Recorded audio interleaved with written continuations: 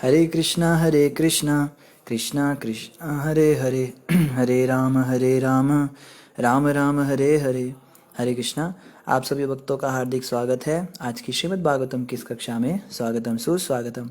और हम चर्चा कर रहे हैं श्रीमद् भागवतम चतुर्थ स्कंद अध्याय 12 के ऊपर, जिसका नाम है ध्रुव महाराज का भगवान के पास जाना। तो जल्दी से हम रिकैप करते हैं, हमने कल क्या पढ़ा था। कल नहीं, परसों हमने क्या पढ़ा था। तो हम पढ़ रहे हैं ध्रुव महाराज के जीवन का पूरा चरित्र। लीला जो है समाप्त हुई इस प्रकार से। ध्रुव महाराज को भगवत प्राप्ति हुई और विमान में बैठकर वो वैकुंठ को गए।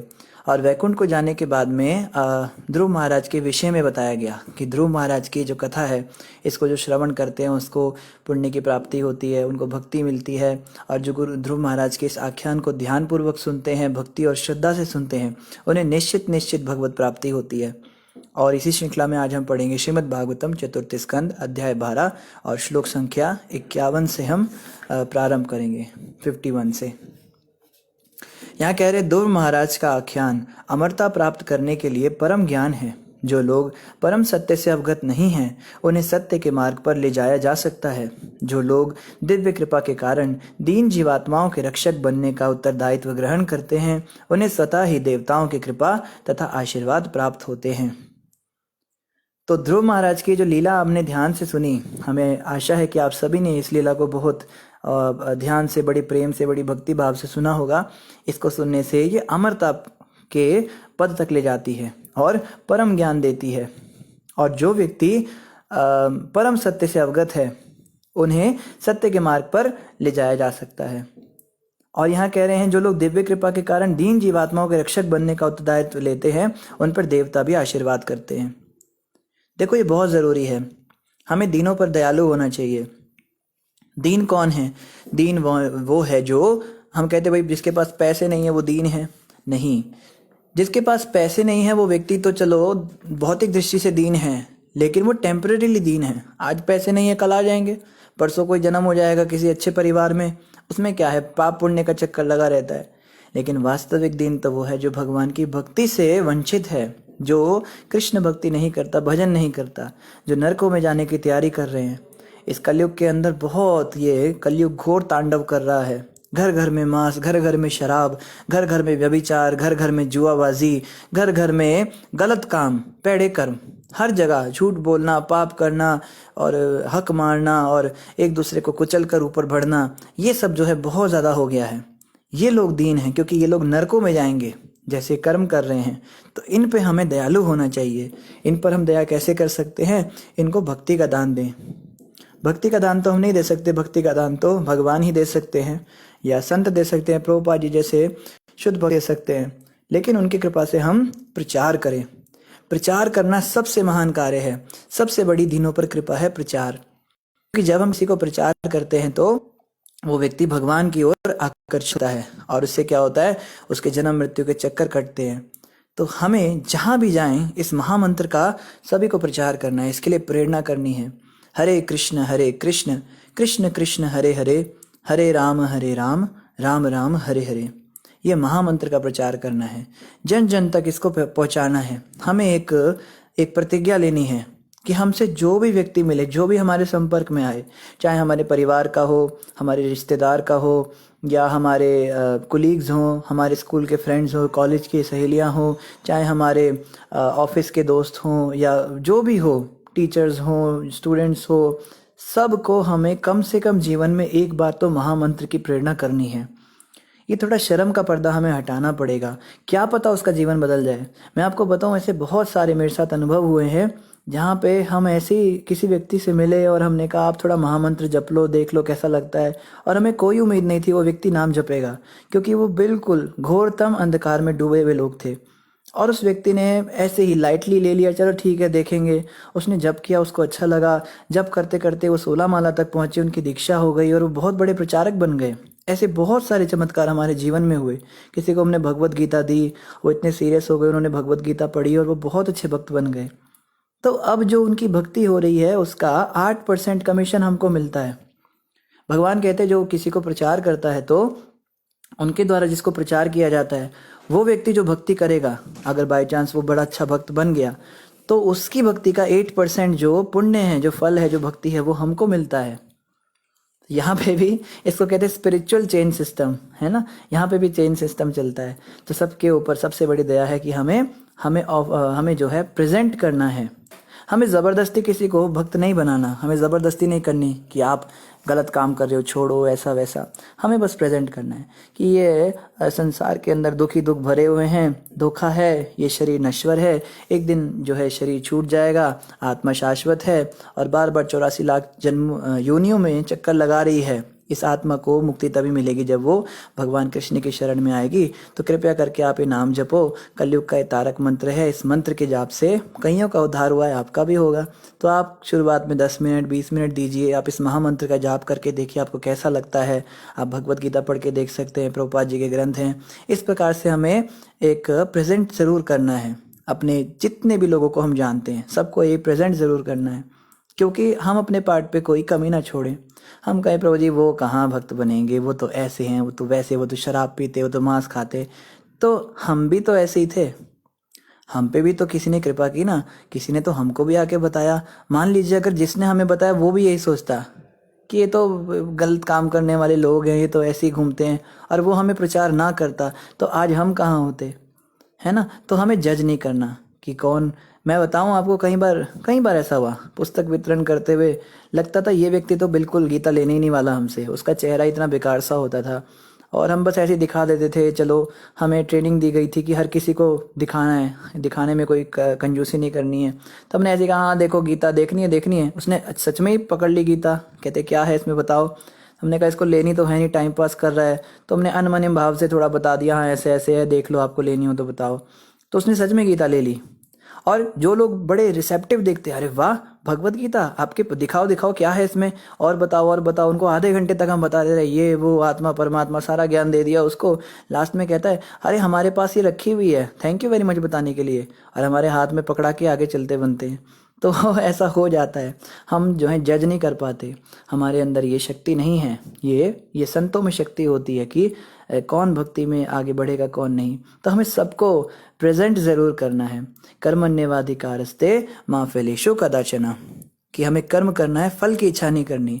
वो भक्त बने ना बने, हमें जरूर महामंत्र के लिए सबको प्रेरणा करनी है। और आगे कहते हैं ध्रुव महाराज के दिव्य कार्य सारे संसार में विख्यात हैं और वे अत्यंत शुद्ध हैं। बचपन में ध्रुव महाराज ने सभी खिलौने तथा खेल की वस्तुओं का तिरस्कार किया, अपनी माता का संरक्षण त्यागा और भगवान विष्णु की शरण ग्रहण की। अतः हे विदुर, मैं इस आख्यान को समाप्त करता हूँ, क्योंकि तुमसे इसके बारे में विस्तार से कह चुका हूँ। और ऐसा कह के ध्रुव महाराज के इस आख्यान का समापन हुआ और इसी के साथ हमारा 12वां अध्याय भी समाप्त हुआ। अभी हम अध्याय 13 पढ़ेंगे। अध्याय 13 का नाम है ध्रुव महाराज के वंशजों का वर्णन। ध्रुव महाराज के आगे कौन कौन वंशज हुए इसके विषय में हम पढ़ेंगे। सूत उवाच, सूत गोस्वामी ने शौनक इत्यादि समस्त ऋषियों से आगे कहा। तो बहुत देर बाद ये सूत उवाच आया है, तो हम ये भी बता दें सूत गोस्वामी कहाँ से आ गए। तो ये जितनी भी भागवत कथा चल रही है, ये चल रही है एक नैमिषारण्य नाम के जंगल में। एक जंगल था बहुत बड़ा नैमिषारण्य, वहाँ पे 88,000 ऋषि महर्षि जो हैं वो कथा सुन रहे हैं। और 88,000 ऋषियों को जो कथा सुना रहे उनका नाम है सूत गोस्वामी। सूत गोस्वामी उन 88,000 ऋषियों में जो प्रमुख थे, जो शौनक ऋषि थे, उनको कथा सुना रहे हैं और उनके माध्यम से सारे ऋषि उस कथा को सुन रहे हैं। तो सूत गोस्वामी बेसिकली शौनक ऋषि को ही पूरी भागवत सुना रहे हैं। और सूत गोस्वामी ने शौनक ऋषि को बताया कि ये जो भागवतम है जो मैं आपको बताने वाला हूँ, ये ज्ञान परीक्षित महाराज को सुखदेव गोस्वामी ने गंगा के तट पर सुनाया था। तो सूत गोस्वामी ही बता रहे हैं कि सुखदेव गोस्वामी ने बताया है कि विदुर जी ने और मैत्रेय जी से क्या क्या प्रश्न किए। तो मैत्रेय और विदुर जी का जो संवाद है ये परीक्षित जी को बताया जा रहा है सुखदेव गोस्वामी के द्वारा। और ये सारी की सारी बातें शौनक ऋषि बता रहे हैं, सूत गोस्वामी बता रहे शौनक ऋषि को। तो ये अलग अलग डायमेंशंस हैं इसके, ठीक है। तो अभी सूत उवाचा आया है, तो हम सबसे लास्ट वाले डायमेंशन पे चले गए। सूत गोस्वामी ने शौनक इत्यादि समस्त ऋषियों से आगे कहा, मैत्रेय ऋषि द्वारा ध्रुव महाराज के विष्णु धाम में आरोहण का वर्णन किए जाने पर विदुर में भक्ति भाव का अत्यंत संचार हो उठा और उन्होंने मैत्रेय से इस प्रकार पूछा। तो ध्रुव जी की कथा सुनकर उनको बहुत इंस्पिरेशन मिला कि इतनी कम उम्र में और इतने कम समय में भगवत प्राप्ति हुई, तो ये सुन के बहुत इंस्पायर हो गए वो। और उन्होंने क्या कहा, विदुर उवाच, विदुर ने मैत्रेय से पूछा, हे महान भक्त, प्रचेतागण कौन थे, वे किस कुल के थे, वे किसके पुत्र थे, और उन्होंने कहाँ पर महान यज्ञ संपन्न किए। तो अब जो है ये जो चतुर्थ स्कंद है मुझे बहुत पसंद है, क्योंकि इस चतुर्थ स्कंद में बहुत सारी कथाएं आती हैं। पीछे शिव जी की और दक्ष प्रजापति की कथा आई, उसके बाद ध्रुव जी की कथा आई, अब प्रचेताओं की कथा शुरू होने वाली है। तो ये कड़ी कहाँ से जुड़ी, जब मैत्रेय ऋषि ने बताया कि नारद जी ने ध्रुव जी को जब गोलोक गमन करते हुए देखा तो वो वीणा बजाते हुए प्रचेताओं के पास आ गए, जो यज्ञ करने के लिए तैयारी कर रहे थे। और वहां पे आके नारद मुनि ने उन प्रचेताओं को बताया कि ध्रुव महाराज को भगवत प्राप्ति हो गई। तो अब ये प्रश्न कर रहे हैं कि ये प्रचेता थे कौन जिनके पास नारद मुनि आए, तो इनके विषय में आप मुझे कुछ बताइए। विदुर जी ने आगे कहा, मैं जानता हूं कि नारद मुनि समस्त भक्तों के शिरोमणि हैं। उन्होंने भक्ति की पांचरात्रिक विधि का संकलन किया है और भगवान से साक्षात भेंट की है। जब समस्त प्रचेता धार्मिक अनुष्ठान तथा यज्ञ कर्म कर रहे थे और इस प्रकार भगवान को प्रसन्न करने के लिए पूजा कर रहे थे, तो नारद मुनि ने ध्रुव महाराज के दिव्य गुणों का वर्णन किया। तो विदुर जी कह रहे हैं कि आपने मुझे अभी भी बताया कि नारद जी तो भक्त शिरोमणि हैं। पीछे नारद जी की भी कथा आई थी कि नारद जी एक दासी पुत्र थे और भक्ति वेदांतियों की उन्होंने सेवा की और उससे वो नारद जी बन गए। तो ये तो बहुत बड़े भक्त और प्रचेता भी बहुत बड़े भक्त हैं, लेकिन वो कहाँ पे पूजा कर रहे थे भगवान को प्रसन्न करने के लिए, कैसे वो कर रहे थे, और ये मुझे थोड़ा बताइए। नारद मुनि ने जब उनको ध्रुव महाराज के दिव्य गुणों का वर्णन किया, उसके बाद क्या हुआ, हे ब्राह्मण, नारद ने भगवान का किस प्रकार गुणगान किया और उस सभा में किन लीलाओं का वर्णन हुआ, मैं उन्हें सुनने का इच्छुक हूँ। कृपया विस्तार से भगवान की उस महिमा का वर्णन कीजिए। ये जो विस्तार शब्द है ना, ये बताता है कि सुनने की कितनी इच्छा है। आप मुझे डिटेल में बताइए, एक एक लीला बताइए जो नारद मुनि ने वहां पर आके प्रचेताओं को सुनाई। वो भगवान विष्णु की क्या क्या उन्होंने लीलाएं सुनाई, कैसे उन्होंने उनका गुणगान किया, मुझे डिटेल में जानना है। मुझे एक एक लीला बहुत विस्तार से बताइए। तो इससे पता लग रहा है कितने ललायत है कथा सुनने के लिए भगवान की। तो मैत्रेय उवाचा, मैत्रेय मुनि ने उत्तर दिया, हे विदुर, जब ध्रुव महाराज वन को चले गए तो उनके पुत्र उत्कल ने अपने पिता के वैभवपूर्ण राज सिंहासन की कोई कामना नहीं की, क्योंकि वह तो इस लोक के समस्त देशों के शासक के निमित्त था। ये देखो, ये होते थे महान संत, महान भक्त, ये वैदिक धर्म के अनुसार चलने वाले लोग होते थे। हम तो सुनते हैं जैसे खिलजी हुए, तुगलक हुए, इनकी कथा हम सुनते हैं, इनकी कहानियां सुनते हैं, इनके किस्से। किसी ने अपने बाप को मार के अपना सिंहासन लिया, जैसे अकबर के बेटे ने उसको अकबर नहीं, ये शाहजहां के बेटे ने उसको नज़रबंद कर दिया था बुढ़ापे में, उसको एक कोठरी में बंद कर दिया था राज्य पाने के लिए। तो शासक तो ऐसा करते हैं, कोई अपने बाप को मारता है, कोई अपने बड़े भाई को मार देता है, कोई तो पता नहीं अपने 13-14 भाइयों को मार के, शायद अशोक थे जिन्होंने अपने 99 भाइयों को जान से मार दिया, सबसे छोटे थे राजा बनने के लिए। तो एक तो ये लोग भी हैं कलयुग के, और एक ये भी थे। पूरे विश्व का राज्य एकमात्र ध्रुव महाराज के पुत्र उत्कल उनको मिला, उन्होंने उनके पिता संन्यास लेकर चले गए, और इतने बड़े राज्य को पाने की कोई कामना ही नहीं थी, कोई इच्छा ही नहीं थी। देखो, एक ये भी थे। और कहते उत्कल जन्म से ही पूर्णतया संतुष्ट था तथा संसार में अनासक्त था। इसका कारण ये कि ध्रुव महाराज के बेटे थे। महान आत्मा ही महान आत्मा को जन्म दे सकती है, ये हमें समझना है।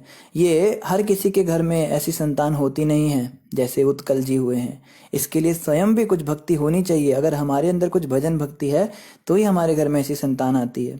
वह समदर्शी थे, क्योंकि वे प्रत्येक वस्तु को परमात्मा में और प्रत्येक व्यक्ति के हृदय में परमात्मा को स्थित देखते थे। तो ये भी इतने पहुंचे हुए थे कि सब लोगों के अंदर परमात्मा का दर्शन करते थे। हम तो जस्ट इमेजिन करते हैं ना कि आपके हृदय में भी होंगे, उनके हृदय में भी होंगे, हम थियोरिटिकल पे अटके हुए अभी तक, बट ये प्रैक्टिकली देख पाते थे। जब भी कोई इनके सामने आता था तो ये देख पाते थे कि इनके हृदय में परमात्मा बैठे हैं। उन्होंने परब्रह्म के विषय में अपने ज्ञान के प्रसार द्वारा पहले ही शरीर बंधन से मुक्ति प्राप्त कर ली थी। शरीर से वो मुक्त थे। देखो, एक ये भी मुक्ति है। एक तो मुक्ति होती है जो कहते मरने के बाद मिलेगी, आप मुक्त हो जाओगे। कई लोग कहते हैं ना कि तुमको मुक्त कर देता हूँ आओ, और गोली मार देते हैं उसको। तो एक तो ये वाली मुक्ति भी है, लेकिन वास्तविक मुक्ति तो है जो शरीर में रहते हुए भी मिल जाए। देखो, मरने के बाद हमें मुक्ति मिले ना मिले इसकी क्या गारंटी है। अगर जीते जी मुक्ति मिले तो हम जाने, तो हम निर्भय हो जाएं कि चलो अब हमारा काम हो गया। तो जीते जी जो मुक्ति मिलती है वो ये है कि प्रत्येक जीव में परमात्मा का दर्शन होने लगे और शरीर में रहते हुए भी व्यक्ति शरीर से मुक्त रहे। शरीर की गर्मी सर्दी से, उसके मान अपमान से, उसको खिलाने पिलाने से, भूख प्यास से उसको फर्क ही ना पड़े। ये अवस्था जब आए तो मान लीजिए कि जीते जी आपको मुक्ति मिल गई। यह मुक्ति निर्वाण कहलाती है, इसको निर्वाण कहते हैं। वह दिव्य आनंद की स्थिति को प्राप्त थे और उसी आनंदमय स्थिति में रहते थे जो अधिक अधिक बढ़ती जा रही थी। तो आध्यात्मिक आनंद का एक लक्षण है कि वो दिन प्रतिदिन बढ़ता ही जाता है। जो भौतिक आनंद है उसका क्या लक्षण है, वो दिन प्रतिदिन कम होता जाता है। अभी जैसे किसी की नई नई शादी हुई हो तो कितने एक्साइटेड होते हैं, अरे हमारी शादी हो गई, हम घूमेंगे फिरेंगे, खाएंगे पिएंगे और हम कितना आनंद करेंगे, और एक दूसरे के साथ हाथों में हाथ डाल के घूमेंगे, आंखों में आंखें डाल के, और कैंडल लाइट डिनर करेंगे, कितने ज़्यादा एक्साइटेड होते हैं। और शादी जैसे हो जाती है उसके कुछ दिनों बाद क्या होता है, वो आनंद कम होने लगता है। धीरे धीरे धीरे धीरे झगड़े शुरू हो जाते हैं और सामने वाले का असली नेचर सामने आने लगता है। जब नए नए मिलते हैं तब तो कुछ और बन के दिखा देते हैं, पर कब तक ड्रामा करेंगे, जो हैं फिर असलियत सामने आने लगती है, ये भी बुरी आदत है, ये भी बुरी आदत है। फिर बुरा चेहरा जब सामने आने लगता है तो आनंद और कम होने लगता है, झगड़े फसाद होते और कम हो जाता है। फिर उसके बाद में करते करते करते करते बुढ़ापे में तो ऐसा हालत हो जाता है। एक बुढ़ी औरत थी, वो तो कहती है मैं तो अपने पति का चेहरा भी नहीं देखना चाहती, उसको यहाँ से भगाओ, बुढ़ा यहाँ नहीं आना चाहिए, वो उसको उसी के कमरे में रहने दो। ऐसी भी हालत हो जाती है, अब चेहरा ही देखना पसंद नहीं होता। या कई लोग होते हैं, जैसे एक माता बता रही थी कि मेरे पति बाहर रहते पर जब भी घर में आते थे झगड़ा हो जाता था उनसे। केवल कुछ दिनों के लिए आते थे, उन दिनों में भी झगड़ा ही करके जाते थे। तो ऐसा भी हो जाता है, ये भौतिक आनंद है।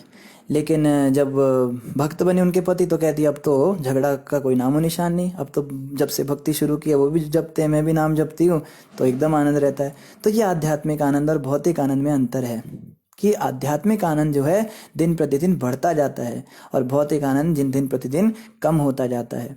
तो हमें भौतिक आनंद के प्रति बहुत ज़्यादा आसक्त नहीं होना, बहुत ज़्यादा अटैच नहीं होना, हमको इस आध्यात्मिक आनंद की खोज करनी है।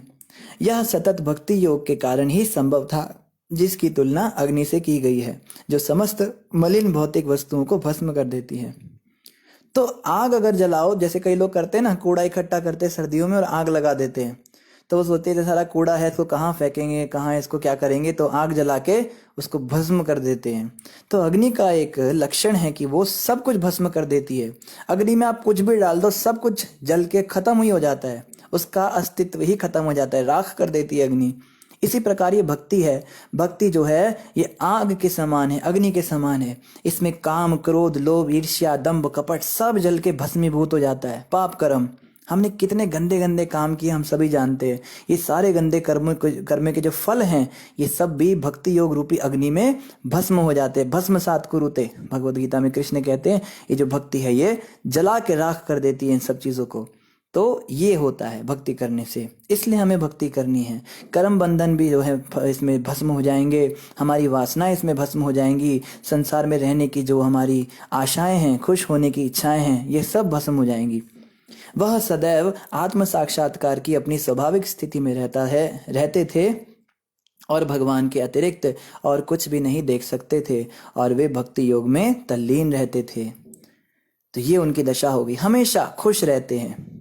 कभी कभी अकेले में हंसेंगे, कभी कभी रोएंगे, पर इनका रोना भी अच्छा होता है। ये ऐसे रोते हैं कि रोमांच होता है और आनंद आता है उस रोने में भी। जब भगवान की याद में आंसू निकलते हैं तो उसका आनंद ही कुछ और होता है। तो ये सारे के सारे लक्षण में प्रकट होने लगे, ये भक्ति योग के कारण हो रहे थे। अल्पज्ञानी राह चलते लोगों को उत्कल, मूर्ख, अंधा, गूंगा, बहरा तथा पागल जैसा प्रतीत होता था, किंतु वे वास्तव में ऐसे थे नहीं। अल्पज्ञानी जो लोग हैं ना, राह चलते लोग, उनको लगता था ये पागल हो गए, हमारे राजा मूर्ख हो गए, कोई कहता था ये अंधे हो चुके हैं, इनको दिखता नहीं है, कोई कहते थे गूंगे हो गए, कोई कहता बहरे, कोई कहता था ये पागल जैसे हो गए हैं। तो जब हमें इस प्रकार के ताने पड़ने लगे तो समझ जाओ कि भक्ति में एडवांसमेंट हो रही है। अगर हमारी भक्ति में वृद्धि हो रही है तो इसका एक लक्षण है कि संसार के लोग हमें पागल कहने लग जाएंगे। जब तक कोई हमें ये नहीं कहता कि इनका तो हो गया दिमाग खराब, इनका तो दिमाग आउट हो चुका है, ये पता नहीं क्या करने लगे, ये अच्छी भली थी, पता नहीं आजकल ये क्या पागलों जैसी हरकतें, ये नहीं खाना वो नहीं खाना, प्याज लहसुन नहीं खाना, और नाम जपना, पता नहीं माला क्या माला पकड़ के बैठे रहते हैं, इन्होंने तो आना जाना ही बंद कर दिया, इन्होंने तो रिश्तेदारियों में आना बंद कर दिया, ये तो शादी ब्याह में भी आते हैं तो बस ढूंढते रहते हैं कि कोई बिना प्याज लहसुन का खाना मिल जाए। पता नहीं कैसा पागलपन इनको सवार हो गया। जब तक कोई हमें पागल नहीं कहता संसार का व्यक्ति, तब तक मानव ही मत की भक्ति में प्रगति हो रही है। और कई बार तो ऐसा होता है कि ये लोग हमें अंधा गूंगा बहरा भी कहने लगते हैं कि तुमको दिखता नहीं है, तुम अंधे हो चुके हो, तुम बहरे हो गए हो, तुम पागल हो गए हो। कई भक्त लोग बड़े घबरा जाते हैं, प्रभु जी हमें लोगों ने पागल कहना शुरू कर दिया। तो जब हमारी तारीफ हो संसार में, ये तो बहुत भजन भक्ति वाले हैं, इनके यहाँ तो ऐसा होता है वैसा होता है, मेरी बड़ी तारीफ हो रही है कि इनके घर में तो बहुत अच्छे नियम होते हैं, बहुत भक्ति भी करते हैं, काम धंधा भी अच्छे से देखते हैं, ये घर बार का भी बड़ा ध्यान रखते हैं, महफिल की भी रौनक लगाते हैं, ये शादी ब्याह में भी बहुत बढ़िया से डांस करते हैं और ये पूजा पाठ भी करते हैं। तो मान लो कि हमारी भक्ति बढ़ ही नहीं रही है। सीधी सी बात है, संसारिक लोग जब तक हमारी तारीफ कर रहे हैं कि हम सही जा रहे हैं, तब तक मानो ही मत कि हम भक्ति में आगे बढ़े। जिस दिन वो लोग हमें उल्टे उल्टे नाम रखने लगे कि अब ये पागल हो गए, पहले ये ठीक थे, पहले थोड़ा बहुत पूजा पाठ करते थे, थोड़ा बहुत ये सब काम भी करते थे, अब इनका दिमाग खराब हो चुका है, अब इनको ब्रेन वॉश कर दिया गया, अब पता नहीं वो इस कौन संस्था में चले गए हरे कृष्णा वालों के बीच में, पता नहीं वो क्या सिखा पढ़ा दिया इनको, अब इनका दिमाग खराब हुआ। अब मानो कि हाँ, अब जाके भक्ति में एडवांसमेंट हो गई। तो उत्कल जी को भी ये सब सुनना पड़ता था। हम तो क्या चीजें, तो पूरे विश्व के सम्राट थे, इनको भी लोग बोलते थे। वह उस अग्नि के समान बने रहे जो राख से ढकी होने के कारण लपटों से रहित होती है। एक आग ऐसी होती है जिसके ऊपर राख ढकी होती है। आप में से किसी ने अगर चूल्हा देखा हो या तसले में आग जलाई हो तो कई बार आग बुझ जाती है, लेकिन हम उसके पास बैठे रहते हैं, उसको उसमें सेक रहता है ना, उसके पास गर्मी रहती है। तो देखने में तो नहीं दिख रही है आग, दिखने में तो लपटें भी नहीं दिखती और ऊपर राख ढकी हुई है तो लाइट भी नहीं दिखती, लेकिन फिर भी राख के नीचे अग्नि होती है। जैसे ही हम ठंडी राख पे कई बार हाथ लगा देते हैं कोयला उठाने के लिए, हाथ एकदम जल जाता है क्योंकि राख से वो ढकी रहती है। इसी प्रकार जो ये भक्त होते हैं, शुद्ध भक्त होते हैं, ये ढक के रखते हैं अपने आप को, ये अपने अपने लक्षणों को प्रकट नहीं होने देते। संसार में जो चमत्कार को ही नमस्कार वाले जो संत होते हैं, ऐसे भी होते हैं। वो बाबा बैरागी, बाबा पायलट बाबा, गोल्डन बाबा, ये घूमते हैं, कभी भभूति निकाल देते हैं, कोई एक टांग पे खड़े हो जाते हैं, कोई एक हाथ ऊपर ही रखते हैं, कोई नींबू काट के कहते हैं तुम्हारे को लड़का हो जाएगा। ये सब जो है ये बहुत ज़्यादा दिखावा करते हैं। मगर शुद्ध भक्त जो होते हैं, इनके पास सारी सिद्धियां होती हैं।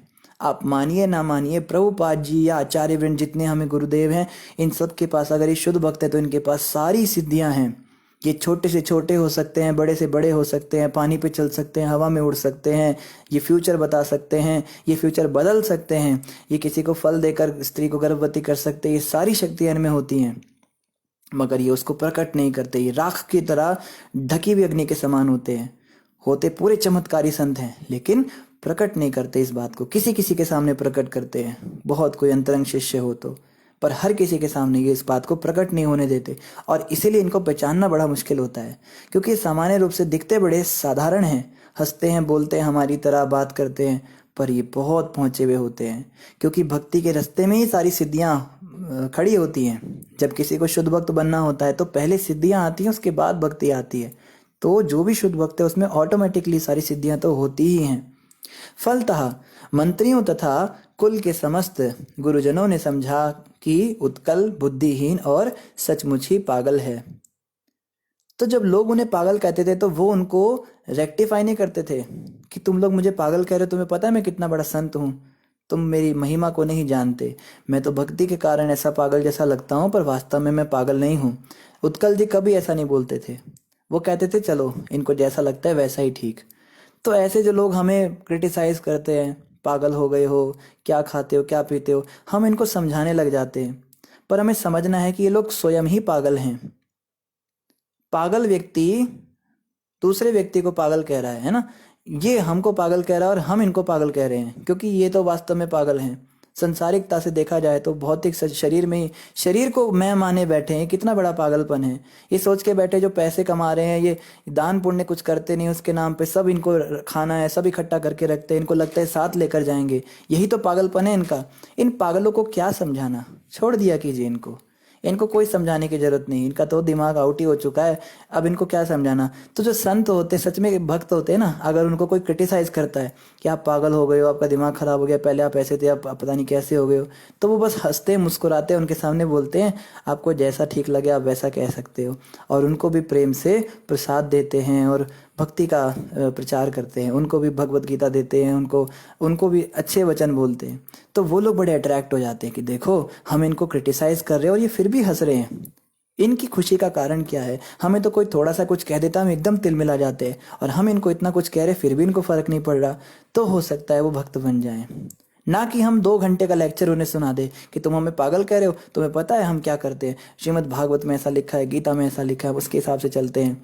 तो हो सकता है उन्हें परास्त कर देंगे, बट उनके हृदय को नहीं जीत पाएंगे। तो हमें सद्गुणों से और अच्छे व्यवहार से उनको प्रचार करना है, जैसा कि उत्कल जी करते थे। तो सारे मंत्रियों ने जो है और गुरुजनों ने कहा कि उत्कल तो पागल हो गए।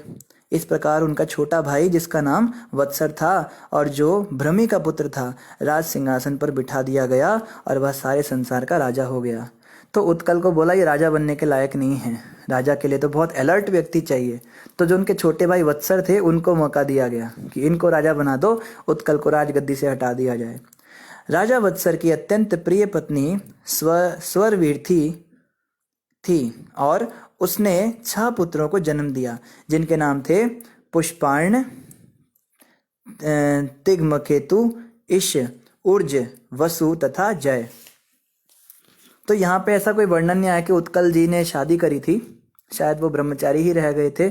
ऐसे जो पागल जैसे लोग होते हैं ना, जो भक्ति में बहुत ज़्यादा डूब जाते हैं, वो बेचारे शादी ब्याह भी नहीं कर पाते, क्योंकि घर गृहस्थी उनके बस की है ही नहीं चलाना। क्योंकि अब शादी कर भी लेंगे, जैसे साइंटिस्ट होते हैं ना, साइंटिस्ट से कोई शादी नहीं कर सकता। साइंटिस्ट इतने पागल जैसे होते हैं, इनके बाल बढ़ते जाते हैं और नखून बढ़ जाते हैं, और ये क्योंकि इनको जुनून होता है। ये कभी कुकर के अंदर वो बॉल को डाल देंगे, कभी कोई रस्सी से किसी चिड़िया को बांध देंगे, अजीब अजीब हरकतें करते हैं ये लोग, और पागल जैसी इनकी आंखें होती हैं। ऐसा ही हाल संतों का होता है। जो संत महात्मा हो जाते, भक्त हो जाते हैं, ये भी पागलों जैसी हरकतें करने लगते हैं। कभी अकेले में हंसने लगेंगे जोर जोर से, कभी रात को 1:30 बजे उठ कर जप करने लगेंगे, कभी दिन के समय पे सो जाएंगे, कभी किसी को बोलेंगे मैं मरने वाला हूँ, तुम भी मरने वाले हो, कुछ नहीं पता, ऐसी अजीब अजीब सी बातें करेंगे। तो इनसे भी कोई शादी नहीं कर पाता। और अगर ये शादी ज़बरदस्ती कर लेते हैं घर वालों के प्रेशर में, तो ये कभी सुखी नहीं रह पाते। तो ऐसे लोगों को ब्रह्मचारी रह जाना चाहिए, जो आध्यात्मिक जीवन में अपने अंदर देख पा रहे हैं कि कुछ उन्नति हो रही है। अगर उन्हें लगता है कि वो भक्ति ही करना चाहते हैं, वो शादी ब्याह करके खुश नहीं रह पाएंगे, तो उन्हें किसी के प्रेशर में नहीं आना चाहिए। उनको संत बनना चाहिए और जगत कल्याण करना चाहिए, ना कि शादी करके किसी स्त्री का जीवन बर्बाद करना चाहिए या किसी पुरुष का जीवन बर्बाद करना चाहिए।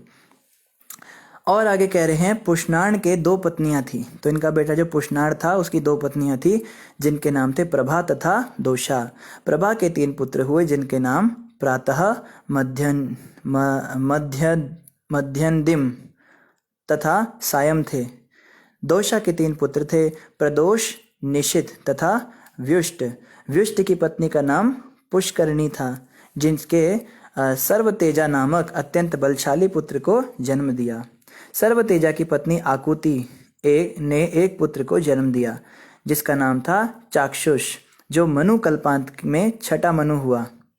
चाक्षुष मनु की पत्नी नंगवला ने निम्नलिखित निर्दोष पुत्रों को जन्म दिया: पुरु, कुत्स, त्रित, द्युम्न, सत्यवान, ऋत, व्रत, अग्निष्टोम, अतिरात्र, प्रद्युम्न, शिबी तथा उल्मुख। उल्मुख के 12 पुत्र में से 6 पुत्र उनकी पत्नी पुष्करणी से उत्पन्न हुए। वे सभी अति उत्तम पुत्र थे। उनके नाम थे अंग, सुमना, ख्याति, क्रतु, अंगिरा तथा गय। अंग की पत्नी सुनीता ने वेन नामक पुत्र उत्पन्न किया जो अत्यंत कुटिल था। साधु स्वभाव का राजा अंग वेन के दुराचरण से अत्यंत निराश था। फलतः उसने घर तथा राजपाट छोड़ दिया और जंगल चला गया। हे विदुर, जब ऋषिगण श्राप देते हैं तो उनके शब्द वज्र के समान कठोर होते हैं। अतः जब उन्होंने क्रोधवश वेन को शाप दे दिया तो वह मर गया। उसकी मृत्यु के बाद कोई राजा ना होने से चोर उचक्के पनपने लगे। राज्य में अनियमितता फैल गई और समस्त नागरिकों को भारी कष्ट झेलना पड़ा। यह देखकर ऋषियों ने वेन के दाहिनी भुजा को दंड मथनी बना लिया और उनके मथने के कारण भगवान विष्णु अपने अंश रूप में संसार के आदि सम्राट राजा पृथु के रूप में अवतरित हुए। तो यहाँ पे पृथु महाराज की कथा भी आ रही है बीच में। ये बता रहे हैं कि प्रहलाद जी के ही वंश में नहीं, माफ कीजिए, ध्रुव जी के ही वंश में एक भक्त एक ये पैदा हुए जिनका नाम था राजा अंग। अंग बहुत अच्छे सदाचारी राजा हुए, लेकिन अंग के जो बेटे थे राजा वेण, ये बड़े कुटिल हुए। कई बार ऐसा होता है किसी बड़े सज्जन व्यक्ति के घर में बड़ी कुटिल संतान भी आ जाती है। कभी कभी ये भी देखने को मिलता है। जैसे राजा पुलस्त्य थे, पुलस्त्य ऋषि थे। पुलस्त्य ऋषि के जो तीसरी जनरेशन में रावण भी पैदा हुए।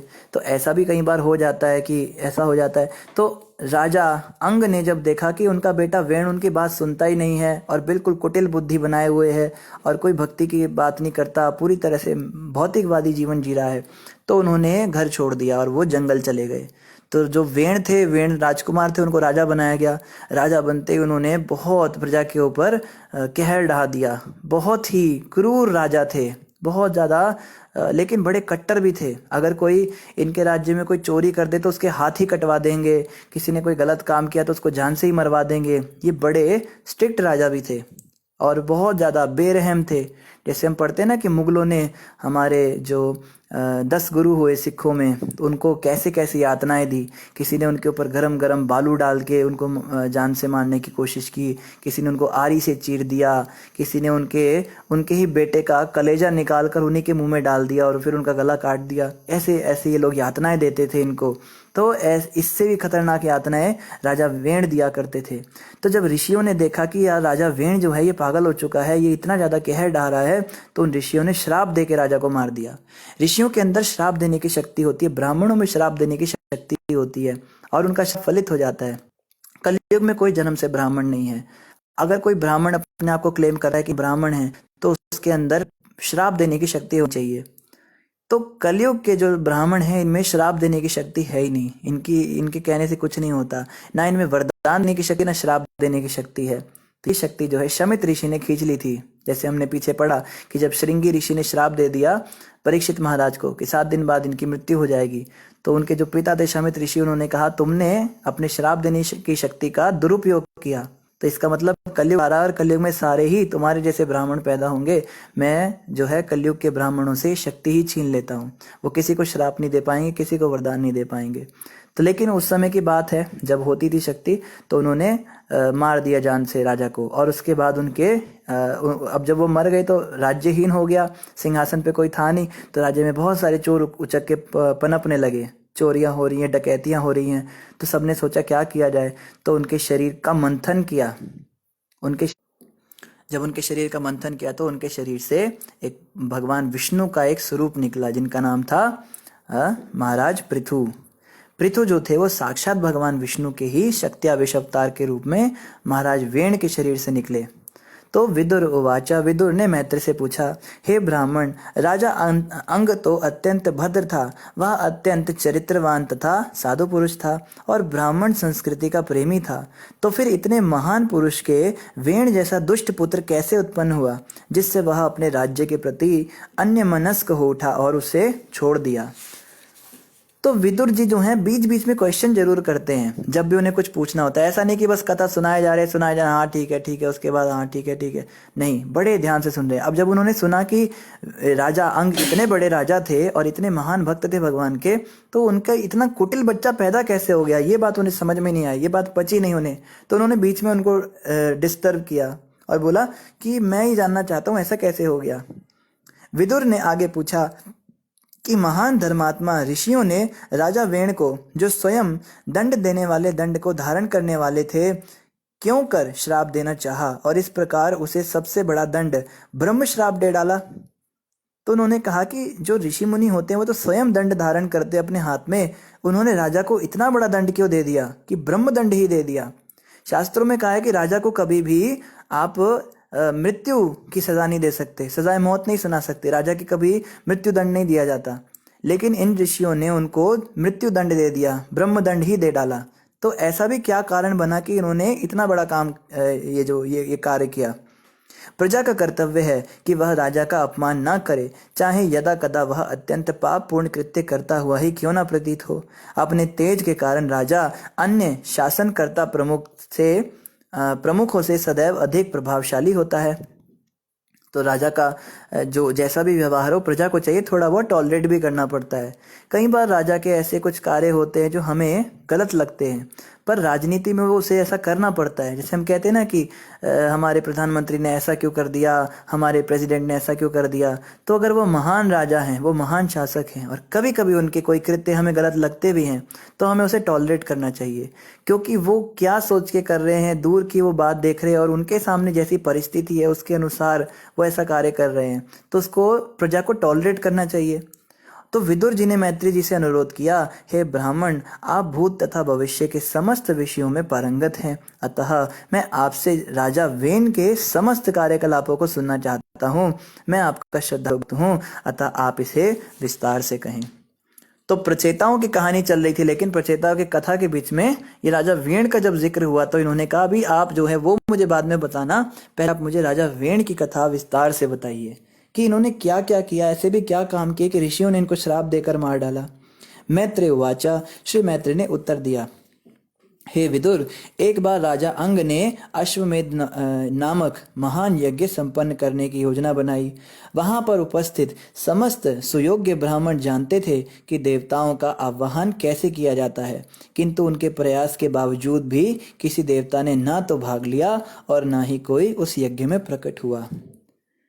तो ये कथा शुरू हो रही है, फर्स्ट सीन जो है ना, जैसे हम फिल्म देखते हैं कि एक महान यज्ञ हो रहा है, अश्वमेध यज्ञ, और राजा अंग राजा जो हैं, जो बहुत बड़े भक्त हैं भगवान के, ये वो यज्ञ कर रहे हैं, अश्वमेध यज्ञ। लेकिन जो ब्राह्मण थे वो क्वालिफाइड थे, उनको पता था कि इनको देवताओं को कैसे बुलाया जाता है, बट उनकी इतनी आहुति डालने के बाद भी कोई देवता आ नहीं रहे थे। फिर क्या हुआ, तब यज्ञ में लगे पुरोहितों ने राजा अंग को सूचित किया, हे राजन, हम यज्ञ में विधि पूर्वक शुद्ध घी की आहुति दे रहे हैं, किंतु हमारे सारे यत्नों के बावजूद देवतागण उसे स्वीकार नहीं कर रहे हैं। तो देखो, यज्ञ ऐसे होते हैं, ऐसा नहीं बस हमने यज्ञ कर दिया, अब कहाँ पहुंचा कहाँ नहीं पहुंचा। कई लोग कहते हैं यज्ञ सामग्री में से जो धुआं निकलता है वो वातावरण शुद्ध करता है, ये सब तो साइड इफेक्ट्स हैं, पर यज्ञ इस काम के लिए नहीं किया जाता था। यज्ञ करते थे तो सामने सामने सबके देखते ही देखते देवता प्रकट होते थे और अपना अपना भाग स्वीकार करके चले जाते थे। लेकिन यहाँ पे ब्राह्मण कहते हैं, पुरोहित कहते हैं राजा अंग को कि हम तो सब अच्छे से कर रहे हैं, पर कोई देवता आ ही नहीं रहे। हे राजन, हमें ज्ञात है कि आपने अत्यंत श्रद्धा तथा सावधानी से यज्ञ की सारी सामग्री एकत्र की है और वह दूषित नहीं है। कई बार सामग्री दूषित होती है। अब देखो ना, हम जो यज्ञ करते हैं उसकी तो शुरुआत ही हम माचिस से करते हैं। माचिस की तिल्ली में क्या होता है, उसमें बारूद होता है। बारूद एक अशुद्ध वस्तु होती है, तो यज्ञ हमारा कैसे संपन्न होगा। जो हम घी की आहुति उसमें डालते हैं, उसमें चर्बी मिला होता है। जो ब्राह्मण बोल रहे होते हैं, उन ब्राह्मणों में कोई नियम नहीं होते, कोई कायदे नहीं होते, वो भी धन की इच्छा से आते हैं यज्ञ करने, तो कहाँ वो यज्ञ सफल होंगे। लेकिन चलो, फिर भी हमारा एक सनातन धर्म का एक अंग है यज्ञ करना, तो कई लोग करते भी एक धार्मिक कृत्य के रूप में ही करते हैं। और आजकल तो ये समय की ज़रूरत बन गई, क्योंकि विदेशी आक्रांताओं और विधर्मों ने हमको नीचा दिखाने के लिए कोई कमी नहीं छोड़ी है। तो ऐसे में कोई लोग अपने सनातन धर्म को उसकी रक्षा करने के लिए सब कर रहे हैं, बट इस सब से कोई खास फायदा नहीं होता। सबसे बड़ा यज्ञ है जप यज्ञ। कलयुग यही नाम अधारा, सुमिर सुमिर नर उतरे ही पारा। इस कलयुग में केवल हरे कृष्ण महामंत्र का हम जप करें तो हमें समस्त यज्ञों का फल मिल जाएगा। हरे कृष्ण कृष्ण कृष्ण हरे हरे, हरे राम राम राम हरे हरे। लेकिन उस समय पे तो यज्ञ होते थे। उन्होंने कहा हमने तो सारी सामग्री अच्छी रखी है और हमें पता है कि सब कुछ सावधानी से हो रहा है। हमारे द्वारा उच्चारित वैदिक मंत्रों में भी किसी प्रकार की कमी नहीं है, क्योंकि यहाँ उपस्थित सभी ब्राह्मण तथा पुरोहित योग्य हैं और समस्त कृत्यों को ठीक से कर भी सकते हैं और कर भी रहे हैं। पुरोहितों ने कहा कि उच्चारण भी अच्छा है हमारा, प्रोनाउंसिएशन भी खराब नहीं है। कई बार ऐसा होता है ना, कई पुरोहित आते हैं वो यज्ञ आहुति देने, उनको मंत्र ही नहीं बोलने आते, वो मंत्र ही उल्टे पुल्टे बोल देते हैं। कहते हैं यज्ञ में अगर एक शब्द का क्या, एक अक्षर का भी हेर फेर हो जाए तो मंत्र का प्रभाव ही बदल जाता है, उसका मतलब ही बदल जाता है। संस्कृत भाषा ऐसी है कि अगर एक मात्रा की भी गलती हो गई तो इंद्रासन से निंद्रासन मिल जाता है, जैसे कुंभकर्ण के साथ हो गया। तो इस प्रकार से ये कह रहे हैं हमारे पास तो सब क्वालिफाइड ब्राह्मण हैं और ये लोग बिल्कुल वैदिक मंत्रों को प्रॉपर उच्चारण से बोल रहे हैं, पर फिर भी जो है यज्ञ में कोई देवता प्रकट नहीं हो रहे। पता नहीं क्या हो रहा है, ऐसा क्यों हो रहा है। तो इसके बाद क्या हुआ ये हम कल जानेंगे, समय लगभग पूरा हो चुका है। तो इन्हीं शब्दों के साथ आप सभी भक्तों का बहुत बहुत धन्यवाद। किसी भक्त का कोई प्रश्न हो तो आप कमेंट पर अवश्य पूछ सकते हैं। जिन भक्तों ने हरे कृष्णा और दंडवत प्रणाम कहा है, आप सबके चरणों में भी दंडवत प्रणाम, हरे कृष्णा। तो नमिता गुप्ता जी कह रही हैं हरे कृष्णा प्रभु जी, नमिता गुप्ता फ्रॉम शहजादपुर। धन्यवाद माता जी, आप आए, आप रोज़ आए और इसी प्रकार हमें अपना संग प्रदान करें। और एकता माता भी दंडवत प्रणाम कह रहे हैं, रुचि जी ने भी दंडवत प्रणाम कहा है, और भी भक्तों ने हरे कृष्णा बोला है। आप सभी को हरे कृष्णा। सोफी माता कह रही है प्रभु जी, अगर सबके मन में भगवान जी हैं तो फिर लोग झूठ क्यों बोलते हैं और चोरी क्यों करते हैं। सोफी माता, बहुत ही सुंदर प्रश्न किया आपने, बहुत ही व्यवहारिक प्रश्न किया। कई लोग ऐसा सोचते हैं कि जब सबके दिल में भगवान बैठे हैं तो लोग झूठ क्यों बोलते हैं, चोरी क्यों करते हैं। तो भगवान तो हमारे हृदय में बैठे हैं, लेकिन हम उनकी बात सुनते नहीं। जैसे हम देखते हैं कि बहुत महान पिता का बेटा भी बदमाश हो जाता है, तो ऐसा कैसे हो सकता है। ऐसा इसलिए होता है क्योंकि वो उसकी बात ही नहीं मानता। तो भगवान कभी भी ज़बरदस्ती नहीं करते हमारे साथ। भगवान ने हमें एक आंशिक स्वतंत्रता दे रखी है। भगवान कहते हैं मैं तुमको सही गलत का रास्ता बताऊंगा, पर चलना तुम्हें है। भगवान कृष्ण ने अर्जुन को भी ज़बरदस्ती नहीं किया। भगवान कृष्ण ने अर्जुन को पूरा ज्ञान दिया गीता का, और अंत में कहते हैं अब यथा इच्छसि तथा कुरु, जैसा मैंने तुमको सब कुछ बता दिया, अब जैसी तुम्हारी इच्छा वैसे करो। तो अर्जुन कहते हैं अब जो है मैं समझ गया हूँ कि मुझे उसी रास्ते पे चलना है जैसा आप कहते हैं। तो माता, जो लोग भगवान के अनुसार चलते हैं वो लोग तरते हैं, और जो भगवान के नियमों के अनुसार नहीं चलते वो लोग मरते हैं। जैसे एक बार एक नाई और एक पुजारी आपस में मित्र थे। तो वो पुजारी उस नाई के पास आते थे अपना हजामत बनवाने और अपने ये कराने, मुंडन कराने आते थे रेगुलर। तो एक दिन नाई जो है हजामत बनाते हुए पुजारी को बोलता है, पुजारी जी मुझे लगता है भगवान है ही नहीं संसार में। पुजारी ने कहा क्यों भाई। कहते हैं अगर भगवान होते तो इस संसार में इतना दुख क्यों होता। ये देखो मेरे सामने ये गरीब लोग, भिखारी लोग बैठे हैं, भीख मांग रहे हैं, इनके दुख क्यों नहीं दूर कर देते भगवान। मेरे सामने के घर में ऐसा हो गया, उनकी मौत हो गई, ये हो गया, बहुत सारे किस्से बताने लगे। कहते हैं कि अगर भगवान होते तो वो इन सब की रक्षा करते। तो पुजारी जी ने कहा बहुत अच्छी बात है, मैं इसका उत्तर बाद में दूंगा। तो जब हजामत बना ली तो पुजारी ने कहा जरा थोड़ा बाहर घूमने चलते हैं, बड़े दिन हो गए आपके साथ घूमे हुए। तो नाई थोड़ा सा बाहर टहलने चले गए। तो रास्ते में जो है लंबे लंबे बालों वाले, उन्होंने कुछ बड़ी दाढ़ी बढ़ी हुई है, लंबे बाल भरे हुए हैं, बड़े गंदे गंदे से और उलझे हुए बाल हैं, ऐसे लोग दिखाए। और पुजारी कहते मुझे नहीं लगता कि इस पूरे शहर में कोई नाई है। तो नाई कहता है ऐसा क्यों लगता है आपको। कहते अगर इस शहर में कोई नाई होता तो इन लोगों के बाल इतने लंबे लंबे क्यों होते, ये सुव्यवस्थित होते, इतने बिखरे हुए बाल, और इनकी शक्लें देखो कैसी हो गई, इनकी हजामत भी कोई बनाता नहीं आके। तो नाई कहते हैं भाई हम थोड़ा ना इनके पीछे जाएंगे, ये अगर हमारी दुकान पे आएंगे, हमें कहेंगे भाई हमारी हजामत बनाओ, तभी तो हम इनकी हजामत बनाएंगे। तो पुजारी कहते बस उसी प्रकार से ये लोग भगवान की शरण में आते नहीं, इसीलिए भिखारी हैं, इसीलिए दुखी हैं, इसलिए इनके जीवन में इतने कष्ट हैं। अगर ये भगवान की शरण में आएंगे तो भगवान अवश्य कृपा करेंगे और इनको सुखी कर देंगे। तो इसमें गलती जो है सोफी माता उन्हीं लोगों की है जो हृदय के भगवान की बात ही नहीं सुनते। हृदय में तो परमात्मा, देखो ना हम जब भी कोई गलत काम करते तो एक बार तो आवाज आती है मन से नहीं, आती है ना, एकदम नहीं करो, रहने दो, छोड़ो, पीछे हट जाओ, वो भगवान की आवाज़ होती है। पर हम उसको नज़रअंदाज कर देते हैं क्योंकि हम उस समय अपनी धुन में सवार होते हैं। हमें बस वो काम करना है, हमें बस उस इंद्रिय का तर्पण करना होता है। उस समय हम कुछ नहीं सुनते, ना आओ देखते हैं ना ताओ देखते हैं, और गलत क्रिया कर देते हैं। फिर बाद में रोते हैं, हाय हाय हमारे साथ क्या हो गया। उसका कर्म का रिएक्शन तो आएगा। तो माता, भगवान तो सबके हृदय में है, लेकिन उनकी बातें भी माननी हैं, और उनकी बातें भगवत गीता, उनकी बातें हैं भागवतम, उनकी बातें हैं साधु जो बताते हैं, जो गुरु बताते हैं। अगर हम इसके अनुसार चलते रहे तो हम जो है बहुत अच्छे आध्यात्मिक रास्ते पे बढ़ते जाएंगे और अंत समय पे भगवान को भी प्राप्त करेंगे। और इसके अलावा